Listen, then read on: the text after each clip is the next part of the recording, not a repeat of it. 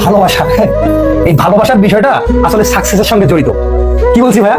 ভালোবাসার বিষয়টা, এই ভালোবাসাটা হতে পারে বাবা মার সাথে, হতে পারে প্রিয় মানুষজনের সাথে, বা অন্য যে কোনো প্রাণীর সঙ্গে ভালোবাসা হতে পারে। কিন্তু এই যে ভালোবাসার কথা বলছি না, মানুষের যে ভালোবাসার কথা বলছি না, এই ভালোবাসাটা আসলে জড়িত হচ্ছে সফলতার সাথে। কিসের সাথে ভাইয়া? সফলতার সাথে। এখন তুমি প্রশ্ন করো যে ভাইয়া ভালোবাসাটা সফলতার সাথে কিভাবে জড়িত? ভাই, তোমার প্রিয় মানুষের কথা বলি। একদিকে তোমার প্রিয় মানুষ, তুমি যদি জীবনে সাকসেস হতে না পারো, এই প্রিয় মানুষ থাকে না। সবার ক্ষেত্রে এরকম হয় না, বেশিরভাগ ক্ষেত্রে প্রিয় মানুষজন থাকে না, তারা ছেড়ে চলে যায়। এরপরে কিসের কথা বললাম? বাবা মার কথা বললাম, যারা সবচেয়ে আপন। দেখা গেল যে তোমরা একই পরিবারে তোমরা দুজন ভাই আছো, একজন সাকসেস হয়েছে, আরেকজন সাকসেস হওয়া নাই। দেখবা তোমাদের মধ্যে ভালোবাসার একটা বিশাল একটা ফারাক থাকবে। যে সফল হয়েছে, যে টাকা ইনকাম করে বেশি, তার কদর এবং আদর সবচেয়ে বেশি থাকে বাবা মার কাছে। আর যে বেটা সফল হতে পারে নাই, যে বেকার, তার ভালোবাসাটা একটু হলেও কি কম।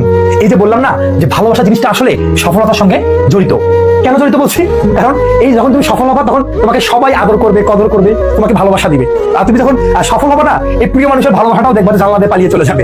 সেই জন্য জীবনে সফল হতে হবে, সফলতা আনতে হবে জীবনে। আর তোমার ছাত্র জীবনের প্রথম সফলতা বা বড় সফলতা হচ্ছে এই অ্যাডমিশন টেস্ট। তুমি মানবিকের শিক্ষার্থী, তোমার টার্গেট ঢাকা বিশ্ববিদ্যালয়। এইটাই হচ্ছে তোমার জীবনের এখন আপাতত বড় একটা সফলতা। এই সফলতার মধ্য দিয়ে পরবর্তী সফলতায় তুমি চলে যাবা জীবনের। সো এই সফলতা নিজের করে নিতে হবে। যেহেতু সময় আছে, সুযোগ আছে, অবশ্যই এটা তোমাকে নিজের করে নিতে হবে। ইনশাল্লাহ তুমি ঢাকা বিশ্ববিদ্যালয়ে আসবে, ঢাকা বিশ্ববিদ্যালয়ের শিক্ষার্থী হিসেবে, কোনো দর্শনার্থী হিসেবে নয়। তুমি ক্যাম্পাসে আসবে আমাদের ছোট ভাই বোন হিসেবে।